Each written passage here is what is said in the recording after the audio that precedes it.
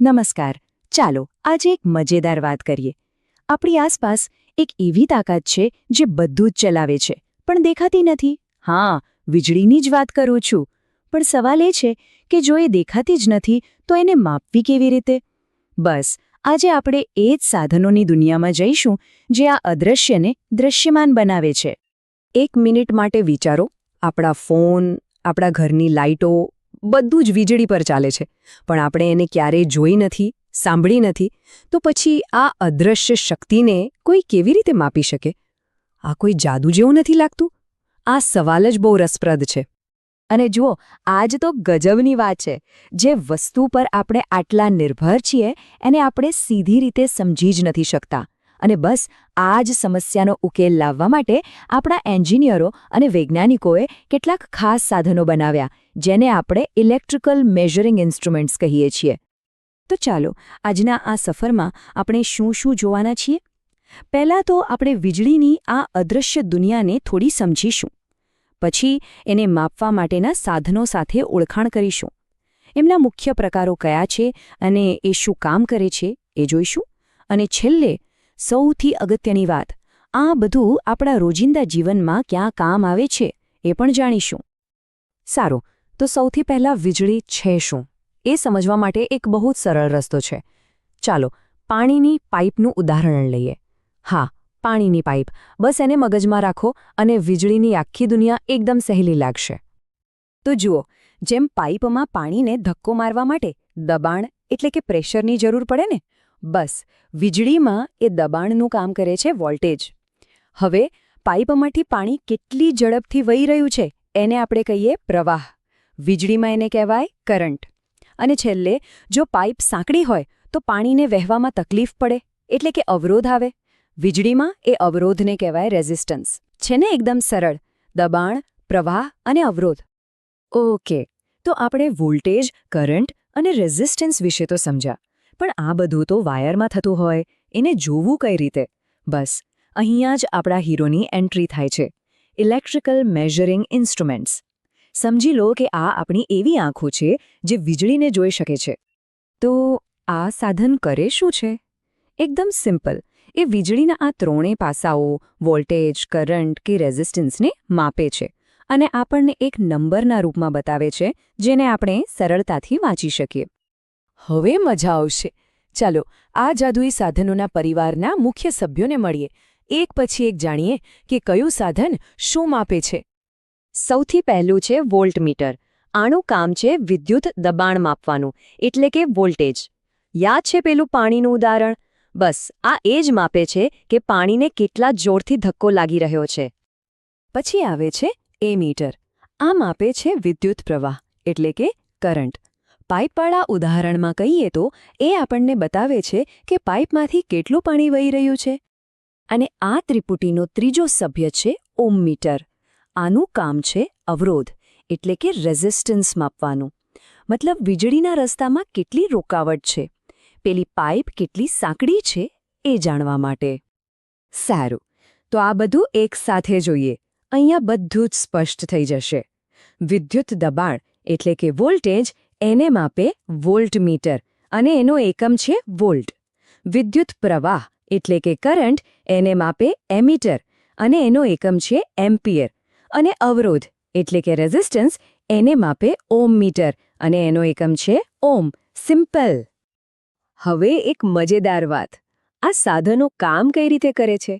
ખાસ કરીને જે જૂના કાંટાવાળા મીટર હતા ને, એની પાછળનો આઈડિયા બહુ જ સુંદર છે.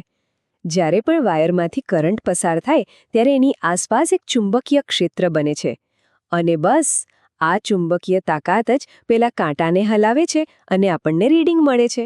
એકદમ સરળ વિજ્ઞાન. અને સમયની સાથે બધું જ બદલાયું. પહેલાં આવા કાંટાવાળા એનાલોગ મીટર આવતા, જેમાં અંદાજો લગાવવો પડતો. પણ હવે જમાનો છે ડિજિટલનો. આ ડિજિટલ મીટર આપણને સ્ક્રીન પર સીધો આંકડો જ બતાવી દે છે, એકદમ ચોક્કસ. અને સૌથી સારી વાત, હવે તો આ ત્રણેય કામ વોલ્ટેજ, કરંટ અને રેઝિસ્ટન્સ માપવાનું એક જ સાધન કરી શકે છે. એનું નામ છે મલ્ટીમીટર. ખરેખર એક ઓલ ઇન વન ડિવાઇસ. સારું, આ બધી ટેકનિકલ વાતો તો થઈ ગઈ, પણ મોટો સવાલ એ છે કે આ બધું જાણીને આપણે શું કરવાનું? આ સાધનો આપણા રોજિંદા જીવનમાં ક્યાં કામ લાગે છે? ચાલો હવે એના પર આવીએ. વિચારો, તમારા ઘરની કોઈ સ્વિચ કામ નથી કરતી. વાયરિંગમાં પ્રોબ્લેમ છે કે નહીં એ આ સાધનથી જ ખબર પડે. કાર સવારે સ્ટાર્ટ નથી થતી, બેટરી બરાબર છે કે નહીં એ પણ આનાથી જ ચેક થાય. કોઈને ઇલેક્ટ્રોનિક્સનો શોખ હોય અને નવી નવી સર્કિટ બનાવતા હોય એમના માટે તો આ હાથ પગ જેવું છે. અરે, આપનું સ્માર્ટફોનનું ચાર્જર બરાબર વોલ્ટેજ આપે છે કે નહીં એ પણ આનાથી જાણી શકાય છે. મતલબ કે નાના મોટા દરેક કામમાં, સુરક્ષા માટે અને રિપેરિંગ માટે આ બહુ જ ઉપયોગી છે. તો આખા વિષયનો સાર શું છે? આ સાધનો ખરેખર જાદુઈ છે. એ વીજળી જેવી અદૃશ્ય શક્તિને આપણા માટે દૃશ્યમાન બનાવે છે, જેથી આપણે એને સમજી શકીએ, વાપરી શકીએ અને એનાથી સુરક્ષિત રહી શકીએ. પણ જતા પહેલાં એક વિચાર. આજે આપણે જે રીતે વીજળી માપીએ છીએ, શું ભવિષ્યમાં પણ એવું જ હશે? જેમ જેમ આપણી દુનિયા વધુ ને વધુ ઇલેક્ટ્રિક થતી જશે, શું ઊર્જાને માપવાની કોઈ બિલકુલ નવી જ રીતો નહીં આવે? આના પર જરૂર વિચારજો. ક્યારેય વિચાર્યું છે કે વીજળી જે આપણા ફોન ચલાવે છે, આપણા ઘરોને રોશન કરે છે, એને આપણે જોઈ કેમ નથી શકતા? તો પછી એન્જિનિયરો આ અદૃશ્ય તાકાતને માપે કેવી રીતે છે, એને કાબૂમાં કેવી રીતે રાખે છે? બસ આજના આ વિશ્લેષણમાં આપણે એવા જ કેટલાક જાદુઈ સાધનોની દુનિયામાં જઈશું જે વીજળીના અદૃશ્ય પ્રવાહને આપણા માટે દૃશ્યમાન બનાવે છે. તો આજે આપણે શું જોવાના છીએ? સૌથી પહેલાં તો એ સમજીશું કે વીજળીને માપવાનો મૂળભૂત પડકાર છે શું. પછી આપણે 3 મુખ્ય પ્લેયર્સને મળીશું: મૂવિંગ કોઇલ, મૂવિંગ આયર્ન અને ડાયનેમો ટાઈપ ઇન્સ્ટ્રુમેન્ટ્સ. અને છેલ્લે આપણે એ પણ જોઈશું કે આમાંથી કોણ, ક્યાં અને ક્યારે બેસ્ટ છે, અને આ બધું આપણા જીવનને કેવી રીતે અસર કરે છે. તો ચાલો શરૂ કરીએ પહેલા વિભાગથી. જુઓ, કોઈપણ સાધનને સમજતા પહેલા એ જાણવું જરૂરી છે કે એ કઈ સમસ્યા ઉકેલવા માટે બન્યું છે. અને અહીં સમસ્યા છે વીજળીને માપવાની. આ એક બહુ મોટો સવાલ છે, ખરું ને? આપણે હવાના દબાણને મહેસૂસ કરી શકીએ છીએ, પાણીના વહેણને જોઈ શકીએ છીએ, પણ વીજળીનું શું? એ તો દેખાતી નથી.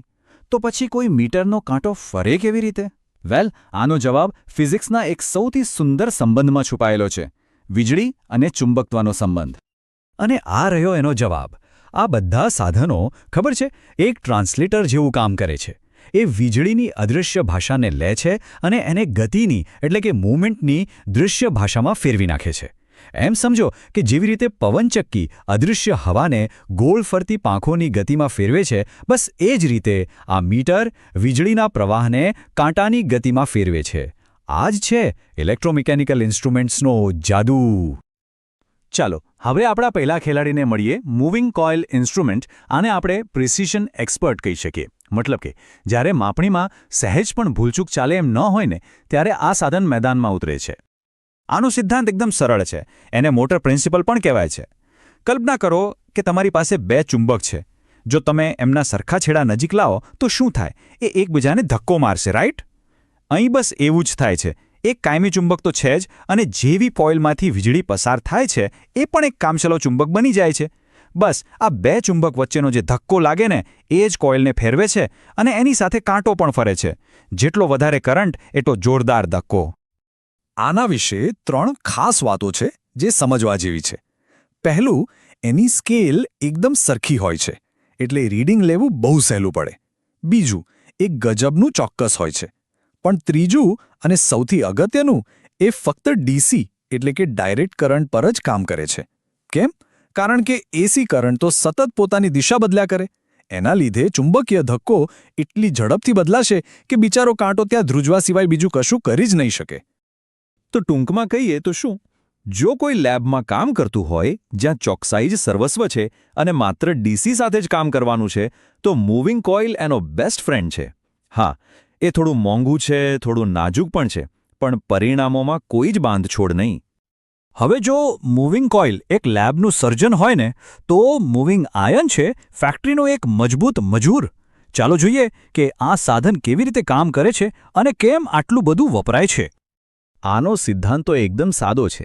વિચારો કે લો ચુંબક કેવી રીતે લોખંડની ખીલીને પોતાની તરફ ખેંચે છે. અહીં પણ એક કોઇલમાંથી જેવી વીજળી પસાર થાય એ એક કામચલાઉ લોહચુંબક બની જાય છે અને લોખંડના એક નાના ટુકડાને પોતાની તરફ ખેંચે છે. જેટલો વધારે કરંટ એટલું મજબૂત ખેંચાણ અને એટલો જ કાંટો આગળ વધે છે. એકદમ સિમ્પલ પણ બહુ જ અસરકારક ડિઝાઇન. આ સાધનનો સૌથી મોટો પ્લસ પોઈન્ટ એ છે કે તે એસી અને ડીસી બંને માપી શકે છે. કેમ કે ચુંબકીય ખેંચાણને કરંટ કઈ દિશામાં વહે છે એનાથી કોઈ ફરક પડતો નથી. પણ હા, એક તકલીફ છે. એની સ્કેલ ખાસ કરીને શરૂઆતમાં બહુ જ ગીચ હોય છે. આવું એટલા માટે થાય છે કારણ કે ઓછા કરંટ પર ખેંચાણ બહુ જ ઓછું હોય છે, એટલે કાંટો માંડ ખસે છે. એના લીધે નાના રીડિંગ્સ ચોકસાઈથી લેવા થોડા મુશ્કેલ બની જાય છે. તો મૂવિંગ આયર્ન એ સામાન્ય ઉપયોગ માટેનું એક વર્ક હોર્સ છે. એ સસ્તું છે, ટકાઉ છે અને એસી ડીસી બંને પર કામ કરે છે. એટલે જ એ ઇન્ડસ્ટ્રીયલ પેનલ્સ અને સામાન્ય ઉપકરણોમાં બધે જ જોવા મળે છે. ભલે પછી એની ચોકસાઈ મૂવિંગ કોઇલ જેટલી ન હોય. અત્યાર સુધી આપણે એક એક્સપર્ટ અને એક વર્કરને મળ્યા. હવે વારો છે માસ્ટરનો. ડાયનેમો ટાઈપ ઇન્સ્ટ્રુમેન્ટ્સ, જે પોતાની જટિલ ડિઝાઇન અને અજોડ ક્ષમતા માટે ઓળખાય છે. આનો સિદ્ધાંત મૂવિંગ કોઇલ જેવો જ છે, પણ એક મોટા ટ્વિસ્ટ સાથે. અહીં કોઈ કાયમી ચુંબક નથી. એના બદલે આપણી પાસે બે કોઇલ છે, એક સ્થિર અને એક ફરતી. બંને કોઇલમાંથી કરંટ પસાર થાય છે, એટલે આપણી પાસે બે ઇલેક્ટ્રોમેગ્નેટ છે. અને આ બે ઇલેક્ટ્રોમેગ્નેટ એકબીજા સાથે જે આંતરક્રિયા કરે છે, એનાથી ફરતી કોઇલ પર એક ફેરવનારું બળ લાગે છે, જેને આપણે ટેકનિકલી ટોર્ક કહીએ છીએ. આ સાધનની ખાસિયત એની જબરદસ્ત ચોકસાઈ છે, પછી ભલે તે એસી હોય કે ડીસી. અને એની બે કોઇલવાળી ડિઝાઇનને લીધે એ પાવર એટલે કે વોટ્સ માપવા માટે એકદમ પરફેક્ટ છે. એમ સમજો કે એક કોઇલ કરંટ માપે છે અને બીજી વોલ્ટેજ, અને એમની વચ્ચેની જે આંતરક્રિયા છે એ સીધો જ પાવરનો માપ આપે છે. એટલે જ આ સાધન અત્યંત ચોક્કસ હોય છે. પણ હા, આ જટિલતા એને મોંઘું પણ બનાવે છે. આપણે ત્રણેય સાધનોને અલગ અલગ તો સમજી લીધા. હવે સમય છે એમને એક જ સ્ટેજ પર લાવવાનો. આ છેલ્લા વિભાગમાં આપણે એમની સામસામે સરખામણી કરીશું, જેથી એકદમ સ્પષ્ટ થઈ જાય કે કયું સાધન કયા કામ માટે બેસ્ટ છે. આ ટેબલ આખી વાતને એક જ નજરમાં સમજાવી દે છે. જુઓ, જો પહેલી પ્રાથમિકતા ચોકસાઈ હોય અને કામ ફક્ત ડીસી સાથે હોય તો મૂવિંગ કોઇલ સ્પષ્ટપણે જીતે છે. પણ જો એસી અને ડીસી બંને માપવા હોય અને બજેટ પણ જોવાનું હોય તો મૂવિંગ આયર્ન એક મજબૂત અને ભરોસાપાત્ર વિકલ્પ છે. અને જો કામ પાવર માપવાનું હોય અને ચોકસાઈમાં સહેજ પણ બાંધછોડ ન ચાલે તો પછી ડાયનામો ટાઈપનો કોઈ મુકાબલો નથી, ભલે એ થોડું મોંઘું પડે. બધો આધાર જરૂરિયાત પર છે, ચોકસાઈ, કિંમત કે પછી વર્સિટાલિટી. તો અસલી દુનિયામાં આ સાધનો ક્યાં જોવા મળે? જેમ કે અહીં જોઈ શકાય છે, મૂવિંગ કોઇલ આપણને સ્કૂલની લેબમાં કે બેટરી ચાર્જર પર જોવા મળશે. કોઈ ફેક્ટરીના મોટા કંટ્રોલ પેનલ પર જે મજબૂત દેખાતા મીટર હોય છે એ મોટાભાગે મૂવિંગ આયર્ન હોય છે. અને પાવર કંપનીના એન્જિનિયરો જે એકદમ ચોકસાઈ વોટમીટર વાપરે છે એ ડાયનેમો ટાઈપ હોય છે. દરેકનું પોતાનું એક ખાસ સ્થાન અને કામ છે. છેલ્લે એ યાદ રાખવું બહુ જરૂરી છે કે આ માત્ર જૂના જમાનાના મીટર નથી. આ સાધનો જે સિદ્ધાંતો પર કામ કરે છે, એટલે કે વીજળીના પ્રવાહથી ગતિ પેદા કરવી, એ જ સિદ્ધાંતો આજે ઇલેક્ટ્રિક કારની મોટરથી લઈને આપણા સ્માર્ટફોનના સ્પીકર સુધી દરેક જગ્યાએ કામ કરી રહ્યા છે. તો આ સમજૂતી અહીં પૂરી થાય છે, પણ એક સવાલ સાથે. જરા વિચારો કે આ સિવાય બીજી કઈ જગ્યાએ વિદ્યુત અને ચુંબકત્વનો આ જ જાદુઈ સંબંધ આપણી આસપાસની દુનિયાને ચલાવી રહ્યો છે? વિચારવા જેવો સવાલ છે, ખરું ને? આ વિડીયોમાં મજા આવી? જો તમને આ વિડીયો ગમ્યો હોય તો તેને લાઇક કરો અને તમારા અન્ય મિત્રો સાથે પણ શેર કરો. આવા વધુ માહિતીપ્રદ વિડીયો જોવા માટે મોતીલાલ ભોએ ચેનલને સબસ્ક્રાઇબ કરો. આ વિડીયો જોવા બદલ આભાર.